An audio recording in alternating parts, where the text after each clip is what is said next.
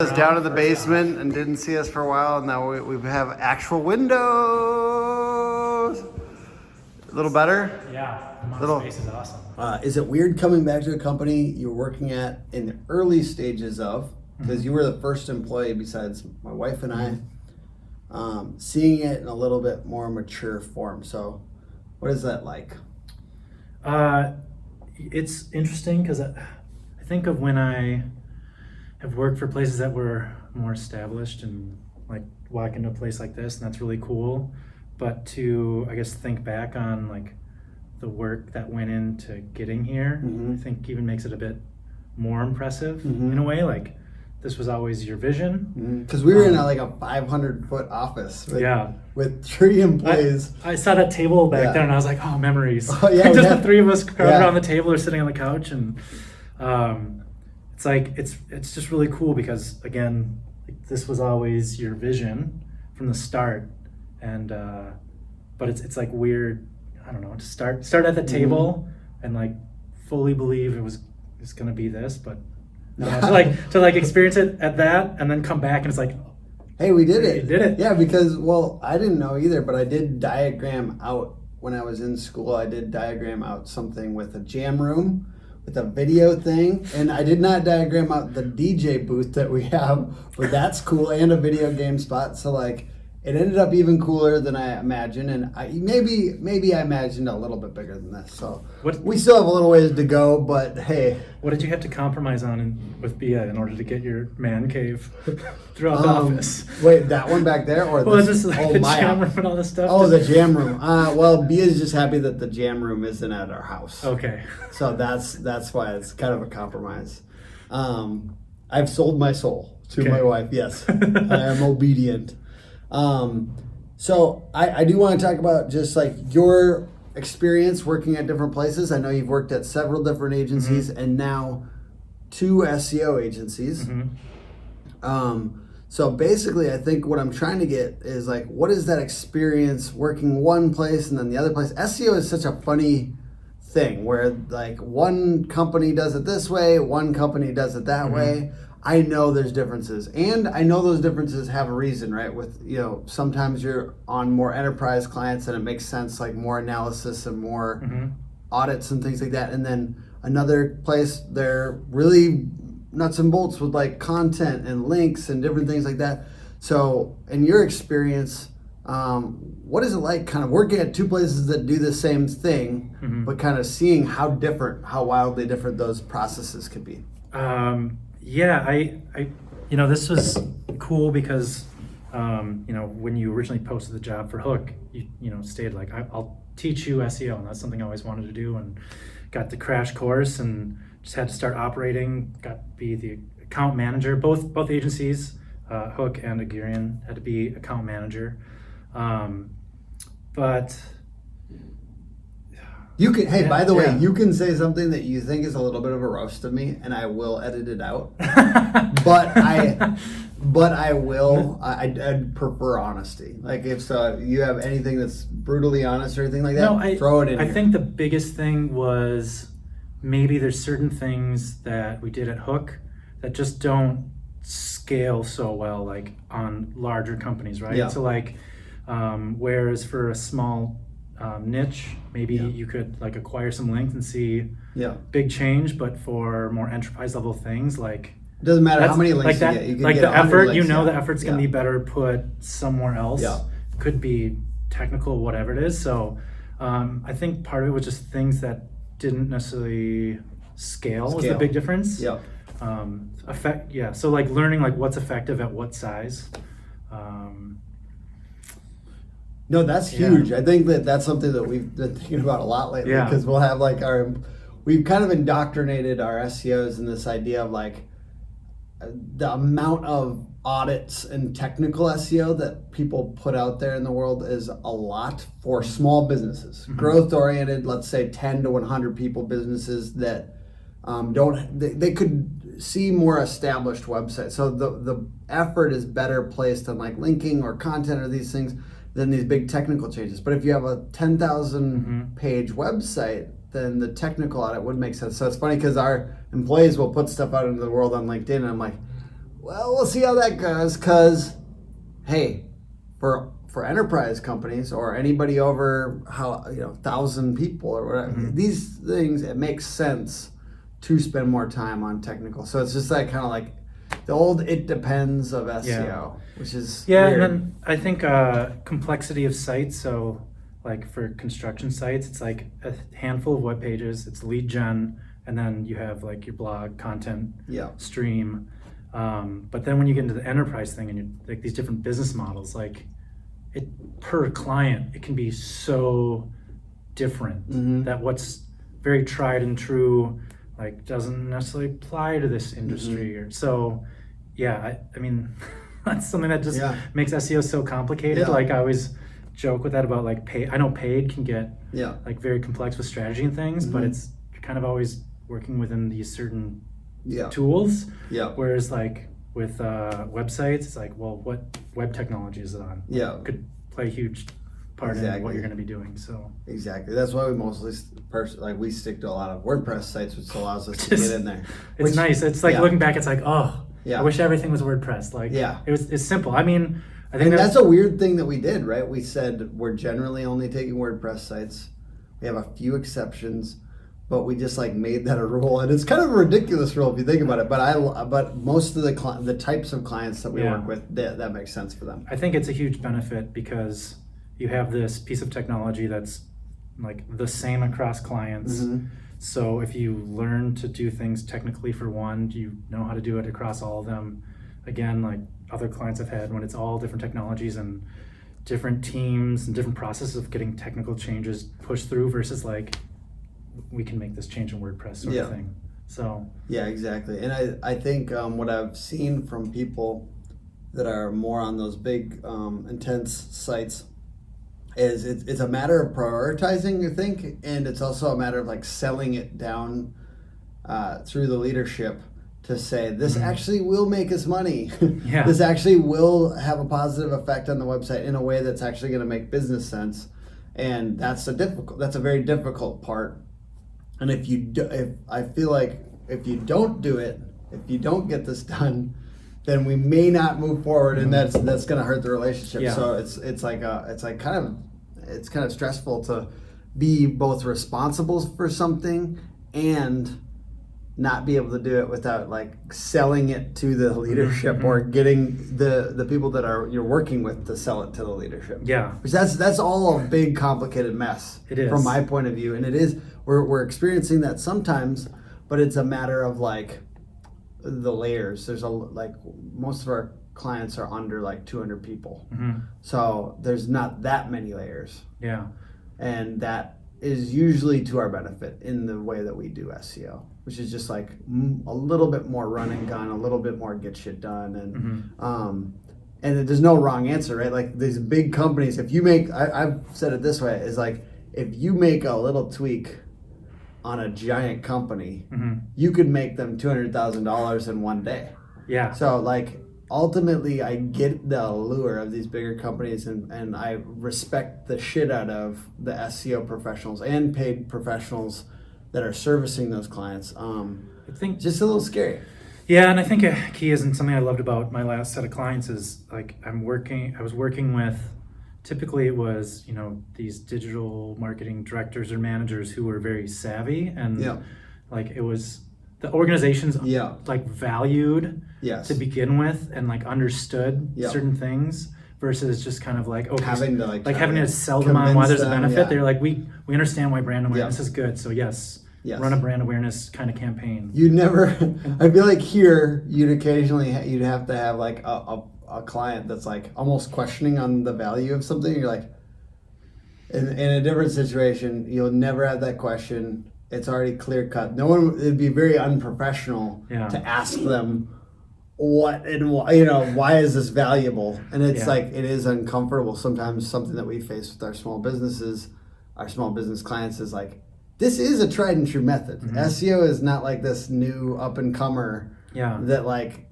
is like voodoo. It's like there is a good amount of work. There is a good amount of changes that need to be made, and generally professional companies have somebody working on this, somebody, right? Yeah. And so it is weird with smaller businesses. They're a little funny about that sometimes. Yeah.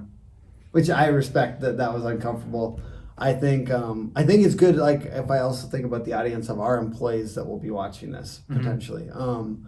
The interesting part is knowing that is unusual, that you are not insane for maybe being mildly uncomfortable with that aspect of it. And yeah, I think that's good to note. I mean, and then I'll say like you get into the more enterprise level, whatever, and data becomes much more important. And I don't know, there's always, every company always has an issue with their data. And so even if they trust you with things, they still expect certain results and for you to be able to tell that story. And sometimes you're still handcuffed a lot. Like, well, we could, but this is what we need and we don't have it. Or I think that was something that people were trying to parse out. You're trying to parse out in the middle of COVID, like, is this drop related to COVID, or is this drop in our traffic just normal? Like, is it bad? Is it something related to something we did? It's just an interesting thing. Well, then you have these things like, what's the nature of the market? And so maybe there's like a cyclical thing. My God, real estate was a really tough one because it's like, well, how is it really doing compared to last year? Plus, we know it's on a cycle.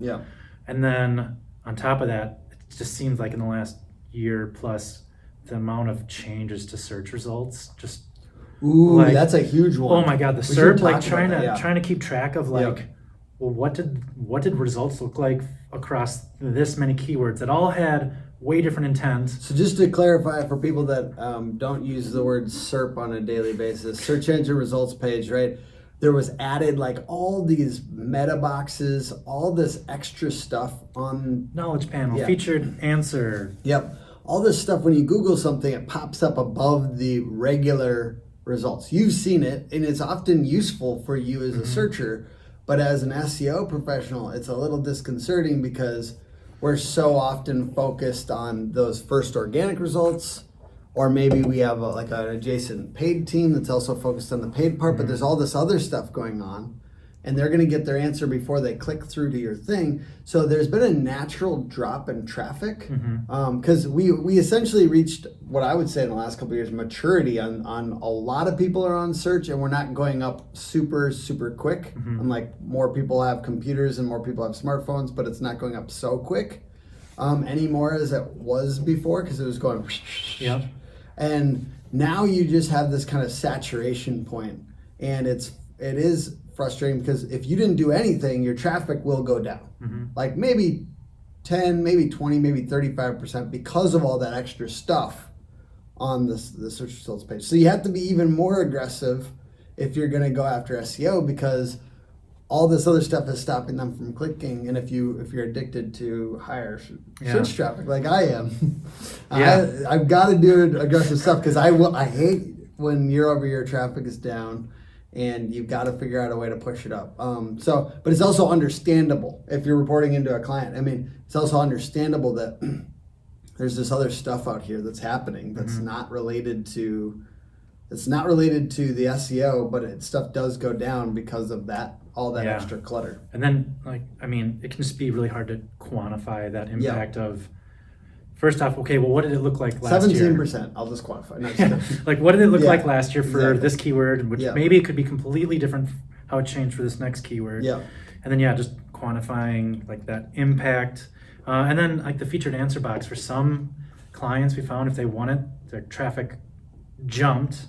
I've seen other reports where traffic, declined, and I think that probably has more to do with the nature of, like, what were they searching? Did it get answered by that thing? Or was that just a good lead-in because it's really more complicated question? I saw with like higher ed, if we won something for like higher ed related things, like what can I do with this degree?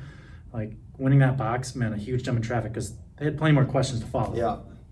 But I would also say like the SERP thing became kind of fun because when you start to learn how to translate as to like, if I see these different things in this order, it kind of tells me what the algorithm is saying is the intent and like how important each of those different intents are.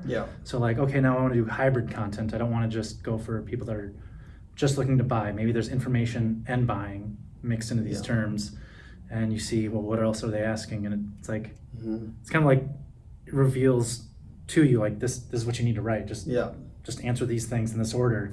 Exactly. And it became kind of fun, especially as we moved more towards intent. The other thing I think to note is just like thinking about SEO as like this brand building sort of marketing tool, and also a very important SERP change was, it was on mobile for a while, now it's on desktop, where I think don't they show like the little favicon? They kind of go back and forth on that, and sometimes they do. But now there's certain times when I search something and I'm really paying attention to like, well, which brand? Like, especially with the news, like if I'm curious about something going on in the news, it's like I'm looking for a brand within those search results, not just what pops up first. So I think it's a useful component of that. It's like just a little bit more distinguishing element. So this one, I may edit this out. Okay. Depending. What I'm asking you to do is be as honest as you possibly can. When would you suggest an employee try out many employers, and when would you suggest they settle in? That's a really good question, and I think to every time that I made a switch, there's always a lot of thinking that went into it, and I think the key comes down to like growth opportunities usually. So if you have a really good idea of like I always enjoyed, like, every job I've had, I've gotten to learn new things, I've gotten to do new things. Like, it was awesome coming to Hook because it wasn't like, hey, you need to be a seasoned SEO, like, I'll teach you on this. It's like, cool, like, I know a little bit about it, I have all this other experiences that's valuable, now I get to do a new thing. And I felt like my growth at previous agency was kind of like capped. Like, there wasn't room to do new interesting things at the time. So I think it really just has to do with that, is like, do you get to grow and do the things you want to be doing? Do you feel like you're maximizing like your potential in the work you're doing? Is the grass really greener somewhere else? Okay, so I know this is an interesting piece. And I want to talk a little bit about our approach on the way out. How did we do, and what could we do better? So that's Sure. I'm going to skip to that question, which is just like, hey, how did Hook do, and what could we do better on that? Because I believe in the end of the day, what I want is I want an agency that really facilitates people when they want to go, and how they do that. How we do that will improve. You were our first one, so I'm not sure I did that perfectly. I'm sure I did not, but yeah. What can we do better? I think I should add on that, like, even the reason that I left Hook wasn't because there wasn't awesome growth opportunity here. Like, I fully believed in the vision. It just came to the point where I knew, based on previous experience of sizes of clients that I had, that like I really missed like the larger client, bigger client, more complicated data. And maybe they appreciate you a little bit more. Like they also know the value. Kind of, it doesn't need to be resold. Not so much that. I think it was really just like I wanted to get back into something that had more data to it, and so that's the reason I left Hook. Right? It was makes like sense. So your question was about basically when you were on your way out, how did we do on that, and what could we do better? So like, because one thing that I did like about what we did that we did well was we said, you can tell us as soon as you are starting to look. And we'll we're not going to hold that against you. We're going to try to help you in any way we can. We're a great what do you call it? What is it when you put it on your resume and you say talk to this person? Referral? Yeah. We're a great referral for you, and we are open to it. So I think we did that well. Is there anything else we did well or poorly, and what could we do better for future people? Because there will be other people that leave Hook, unfortunately. Maybe you should have just fired me on the spot. I don't know. Yeah, no, I was. No, I was like, it hurt my heart, and I did, but we chilled out and we said, okay, how can we help them in this process? What I don't want is, what I realized is I don't need 6 months. Ahead of time. But I think like two months is great, like for an employee to tell you before they leave. I think a couple months is really nice if somebody does that, and I honor that by by making sure that I'm a good referral, that I help. I don't want them to stop growing while they're here. Do you know what I mean? Like to be honest, somebody here may be already mentally checked out and might be looking for another job. But I don't want you to stop growing in the meantime, because that's bad. You know what I mean? Like ultimately your career is too short to like waste even a couple months. I think you should always be trying to learn a couple new things. And ultimately your next employer is going to be happy that you didn't stop, learning and stuff like that. I think something that I've done the long goodbye at pretty much every job where I like told them pretty far in advance. And I think one downside to all is that even though there's a lot of support, maybe the transition plan just isn't like as clear as it needed to be or something like that. And I mean, it's new territory maybe. Yeah. And for us, that was our first one. And so it is this sort of thing. We could like, make that transition clear. I think that's good. Yeah, it's like what's that timeline to really like make sure that the new person owns this account, like is up to speed on the things you just need to brain dump. Like how do you just have that better laid out? Like, and maybe it's just building in the process around like how you operate on accounts, that it's farther in advance. It's always you got that second person queued up, so there's continuity in the jobs. I believe that's really good. Thank you. But I don't know, I can't say I have any negative critique about it. Like I think it went really well. Like your support was awesome. I had Cole, who's just like so gung-ho, and I think it felt good to make room for him too. Because like I know he just wanted to like jump to the next level and just do more, and I think for me it was hard even before transitioning of like, what can I let go of? So no, I totally understand that.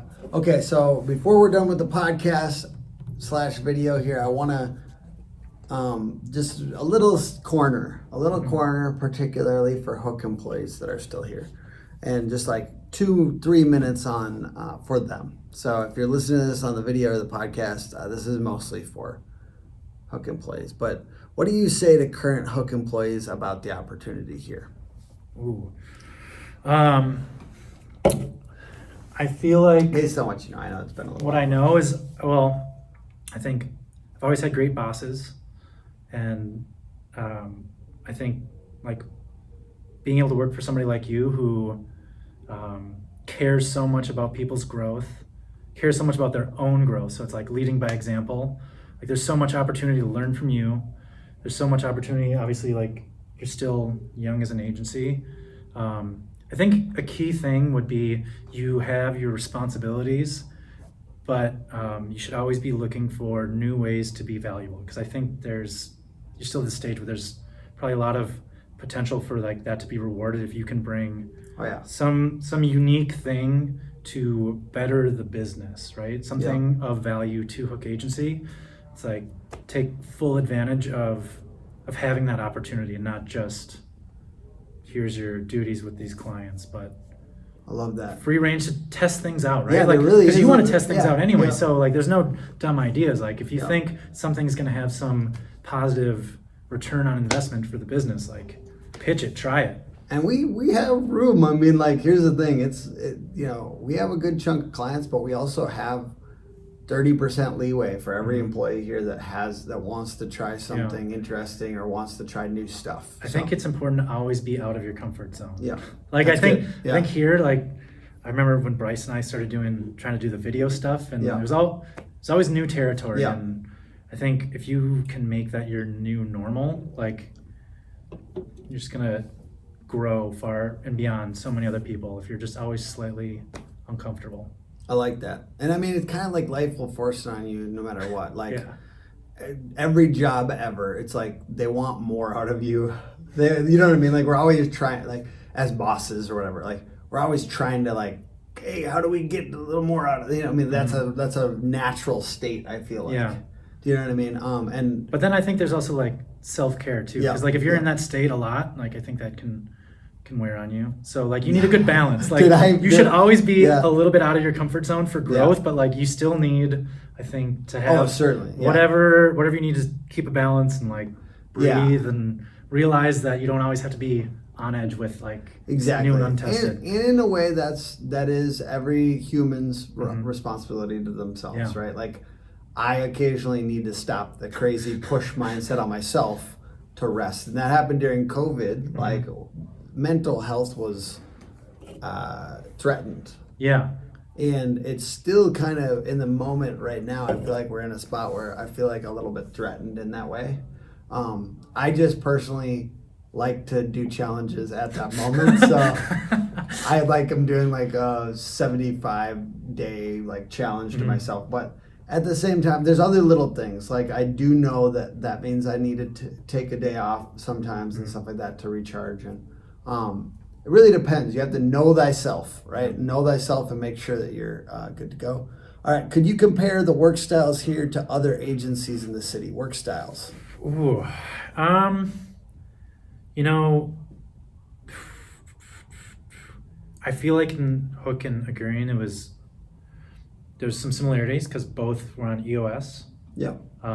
Which is awesome. So it was like similar mindset about things and how to conduct business, and going from like just do from here, Yep. and then going to a place where, I mean, sometimes it felt a little bit like, okay, we're not moving quite quick enough, but there was a lot more of like, really plan out Yep. what you're going to do. Like, Yep. make sure you take that time to plan out, identify like what things you might run into. Yeah. But once you have that plan, then it's just go, go, go. So, I feel like that's the nature of the types of clients you're serving. and it was different Yeah. because it's like a unique plan per client, whereas here it was like there's like a rhythm of like Yeah. there's like this much content, like Yeah. this much, linking effort, like technical changes, and it was kind of like very rhythmic. Yeah. There it's like so much more custom planned. Yeah. But It's interesting. We have like a dash with all of our clients on it, right? And we have like 4 clients down here that don't run our proven process. okay. And then we've got like the other 23 clients or whatever up here. And these guys are way more at risk at being negative, Sure. because we've kind of we know that there's a certain kind of client that fits for us, like a growth oriented, a lot of times construction or professional services, and we run our process. Yeah. It's like, we're going to get you, if you've gotten through our vetting sales process and you've gotten, and you're in our niche, like, we're going to get you more traffic. Yeah. And that is like, it's nice to be able to feel that confidence, to be able to say that that's possible, but it's not, like you said, it's kind of not possible if you're talking about like a bigger ship, because these are all littler ships. Yeah. So when you're talking about that giant ship, you can't like be like, all right, well, we're gonna take to the southeast, and then we're gonna go 50 knots in the next 6 months. You're like, well, I don't know where the winds are blowing. You know what I mean? Yeah. Like, so it's hard to say that for sure. Yeah, and I think that's the key. I think the successful agencies in town have like their proven process. They know what type of clients fit into that. Yeah. Like the integrity of people at those places is like so high. Like like hardworking, transparent, those sorts of things. And then, the people that I know are trying to get out of their jobs, it just sounds like it's always like a leadership thing. It's like it all follows suit, and just it's like they aspire to mediocre and just operating. I love the way you. It's put like, why would There's- you- Like, there's a lot of very there's a lot of agencies with a lot of integrity in town. Yeah. There is a good chunk, but there is, there's also the other things going on. And I think, good leadership are typically people that like crave to become better leaders, right? Yeah. So like wherever leadership is investing in learning more, I don't understand the places that like, it's like you're in a leadership role, but Yeah. it seems like you're not very good at it. Like, do you Yeah. invest in the time to like understand how to be better? Yeah. No, absolutely. Yeah. So, from what I understand, you also feel like after working at Agurian, I can cut this out if you feel like it's appropriate, but that they also have integrity at the top, they work hard, and there's transparency. I think those are all some of the EOS, Core values. yeah, I think those are actually Yes. 3 of their core values. So, And they live up to them. oh yeah. Okay, Yeah. great. Yeah. And so we trimmed down to 3 core values. Uh-oh. Scrappy, humble, and results driven. Yeah. Do you think that we live up to our core values from what you understand? Oh yeah. Okay, good. Yeah. I think that's the best part about EOS. I think that like having clarity around that and like knowing, knowing you're trying to move towards that. And I just love that you worked at both those two agencies and you felt like that's a good sign for Minneapolis agency culture and life, that there's at least two, and you've had the experience to work at them that are doing this. I certainly know of a bunch of other agencies in town that have that vibe. And I don't know, I think Minneapolis has a really good trove of agencies like that. I think it's a very honest, hardworking, transparent, and a group of agencies with integrity. Yeah. And yeah, I appreciate you being on the podcast today. For sure. Thanks for having me. Absolutely. So thank you for watching, everyone, and have a great day.